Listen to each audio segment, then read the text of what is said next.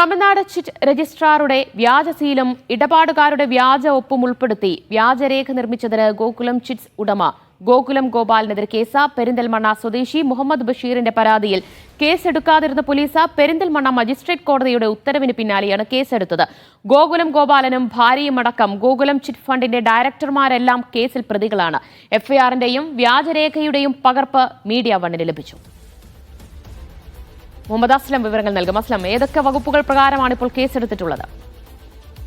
വ്യാജരേഖ ഉണ്ടാക്കി judicial officer മുന്നിൽ സമർപ്പിച്ചു ഉൾപ്പെടെയുള്ള കുറ്റങ്ങൾ IPCയുടെ 196, 193, 463, 465 തുടങ്ങി നിരവധി വകുപ്പുകൾ ചുമത്തിയിട്ടുണ്ട്. അതോടൊപ്പം തന്നെ chit fund act, Indian chit fund ആക്ടിന്റെ 76, 79 വകുപ്പുകൾ, ഈ രണ്ട് IPCയുടെയും ചിറ്റ് ഫണ്ട് ആക്ടിന്റെയും വിവിധ വകുപ്പുകൾ പ്രകാരമാണ് കേസെടുത്തിരിക്കുന്നത്. ഗോകുലം ഗോപാലനാണ് ഒന്നാം പ്രതി. രണ്ടാം പ്രതി അദ്ദേഹത്തിന്റെ ഭാര്യ അടക്കം മറ്റ് എല്ലാ ഡയറക്ടർമാരെയും പ്രതി ചേർത്തിട്ടുണ്ട്. പെരിന്തൽമണ്ണ ശാഖയിലെ ഗോകുലം ചിറ്റിന്റെ പെരിന്തൽമണ്ണ ശാഖയിലെ ഫോർമാനും ഉൾപ്പെടെ 12 പേരാണ് പ്രതികൾ. ഇതിന് ആധാരമായ സംഭവം എന്ന് പറയുന്നത്, പെരിന്തൽമണ്ണ സ്വദേശിയായ മുഹമ്മദ് ബഷീർ എന്ന ആൾ പെരിന്തൽമണ്ണ ഗോകുലം ചിറ്റിന്റെ ശാഖയിൽ നിന്ന് ചിട്ടി എടുത്തിരുന്നു. അത് സംബന്ധിച്ച് ഒരു തർക്കം ഉണ്ടായിരുന്നു. പൈസ അടക്കുന്നത് സംബന്ധിച്ച് 46 ലക്ഷം രൂപ അടയ്ക്കാനുണ്ടെന്ന് ഈ ഇടപാടുകാരനും 98 ലക്ഷം രൂപ തിരിച്ചടയ്ക്കുമെന്ന് ഗോകുലം ചിറ്റും പറയുന്നതിനെ തുടർന്നുള്ള കേസ് തമിഴ്നാട് ആർബിട്രേഷൻ കോടതിയിൽ നടന്നുകൊണ്ടിരിക്കുകയാണ്. അവിടെ ചിട്ടി ലേലം നടന്നുവെന്ന് തെളിയിക്കാൻ വേണ്ടി സമർപ്പിച്ച രേഖകളിലാണ് വ്യാജമുണ്ടായിരിക്കുന്നത്. അതായത് തമിഴ്നാട് ചിറ്റ് രജിസ്ട്രാറുടെ വ്യാജ സീൽ ഉപയോഗിച്ചു. മാത്രമല്ല ഈ ഇടപാടുകാരനായി ബഷീറിൻ്റെയും അന്നത്തെ ലേല ദിവസം പങ്കെടുത്തു എന്ന് പറയുന്ന മറ്റൊരാളുടെയും ഒപ്പുകളും വ്യാജമായി സമർപ്പിക്കുകയാണ് ചെയ്തത്. ഇതിൻ്റെ അടിസ്ഥാനത്തിലാണ് ഈ ബഷീർ പെരിന്തൽമണ്ണ പോലീസിൽ 2024 കഴിഞ്ഞ വർഷം ഓഗസ്റ്റിൽ പരാതി നൽകുന്നത്. അതേസമയം പരാതിയിൽ കേസെടുക്കാൻ പോലീസ് തയ്യാറായില്ല. തുടർന്ന് SP-ക്ക് പരാതി നൽകുന്നു. SP-യും ഒരു നടപടി എടുക്കാത്തതിനെ തുടർന്നാണ് പെരിന്തൽമണ്ണ മജിസ്ട്രേറ്റ് കോടതി മുഹമ്മദ് ബഷീർ സമീപിക്കുന്നത്. തുടർന്ന് ഇന്നലെയാണ് മെനഞ്ഞാന്ന്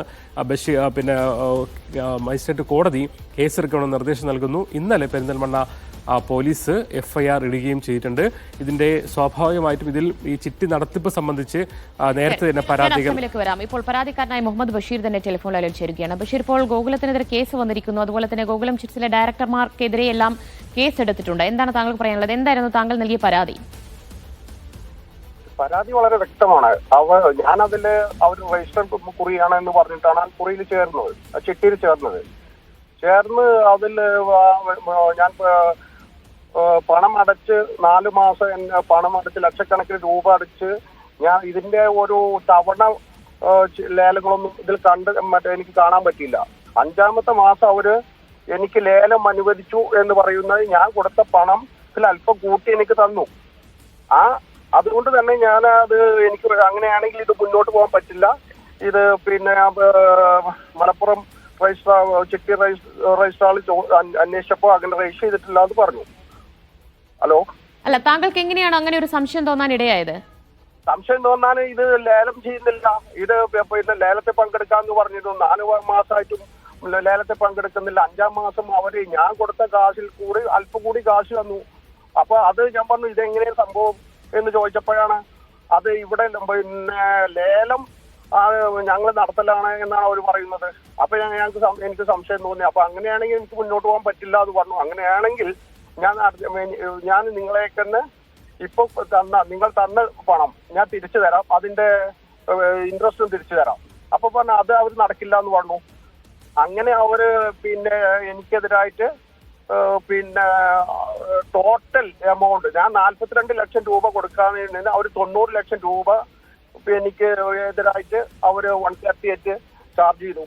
അപ്പൊ ഈ 138 ചാർജ് ചെയ്യുമ്പോ എന്റെ ആദ്യത്തെ ഒരു മുമ്പത്തെ അവരായിട്ടുള്ള ഒരു ഇടപാടിൽ ചെക്ക് അവിടെ ഉണ്ടായിരുന്നു. ആ ചെക്ക് വെച്ചിട്ടാണ് അവരത് ചെയ്തത്. അപ്പൊ ഇതെങ്ങനെ സംഭവിച്ചു എന്ന് അറിയാൻ വേണ്ടി ഞാൻ കേരള രജിസ്ട്രാറിലും അതേപോലെ തമിഴ്നാട് ചിട്ടി ആർബിട്രേഷനിലും അവരെങ്ങനെ കേസ് കൊടുത്തു എന്ന് അറിയാൻ വേണ്ടിയിട്ട് അവിടെ പോയി, അവിടുത്തെ രജിസ്ട്രാറിൽ പോയി. അവിടുന്ന് കണ്ടപ്പോഴാണ് നമ്മളൊക്കെ അത്ഭുതപ്പെടുത്തുന്ന രീതിയിലാണ് അവർ രേഖ ഉണ്ടാക്കിയിരിക്കുന്നത്. അവര് ചെന്നൈയിലെ ആർബിട്രേഷനിൽ കൊടുത്ത ഒരു രേഖയും അതേപോലെ അവരുടെ ചിട്ടി രജിസ്ട്രാറിൽ കൊടുത്ത ചെന്നൈയിൽ വേറെ രേഖയും അവരെന്നെ ഫാബ്രിക്കേറ്റ് ചെയ്തിട്ടായിരിക്കുന്നു എന്ന് മനസ്സിലായി. അതിന്റെ അടിസ്ഥാനത്തിലാണ് ഞാൻ പരാതി കൊടുത്തത്. അപ്പൊ അത് തിരിച്ചറിയണല്ലോ. ഇതുപോലെ പരാതി എന്ന് പറഞ്ഞാൽ അത്ഭുതപ്പെടുത്തുന്ന ഡേറ്റുകളാണ്. അതായത് ഫെബ്രുവരി എന്ന് പറയുന്നത് 28, 29 ദിവസം ഉണ്ടാവുക. ഫെബ്രുവരി 30-ാം തീയതിക്കാണ് ഞാൻ മിനിറ്റ്സിൽ പിന്നെ ഒപ്പിട്ടു എന്ന് പറയുന്നത്. പിന്നെ ഞാൻ ഒരിക്കലും അവരുടെ എഗ്രിമെന്റിൽ പിന്നെ സൈൻ ചെയ്തിട്ടില്ല. ഈ കെട്ടി എഗ്രിമെന്റ് ഉണ്ടല്ലോ, ചിട്ടി എഗ്രിമെന്റിൽ സൈൻ ചെയ്യണമല്ലോ, അത് ചെയ്തിട്ടില്ല. അത് ചോദിക്കുമ്പോൾ അവർ ചിട്ടി എഗ്രിമെന്റ് അത് ഇപ്പൊ നാളെ ചെയ്യാ അല്ലെങ്കിൽ പിന്നെ ചെയ്യാന്ന് പറഞ്ഞിട്ട് ഇതുവരെയും ചെയ്തിട്ടില്ല. ഇതെല്ലാം ഒരു ഫാബ്രിക്കേറ്റ് ആയിട്ട് ഉണ്ടാക്കിയിട്ട് രേഖകളെല്ലാം എന്റെ അടുത്തുണ്ട്. ഇത് മാത്രമല്ല, ഇപ്പൊ FIR ഇട്ടതല്ല, ഇനിയും ഒരുപാട് രേഖകളുണ്ട്.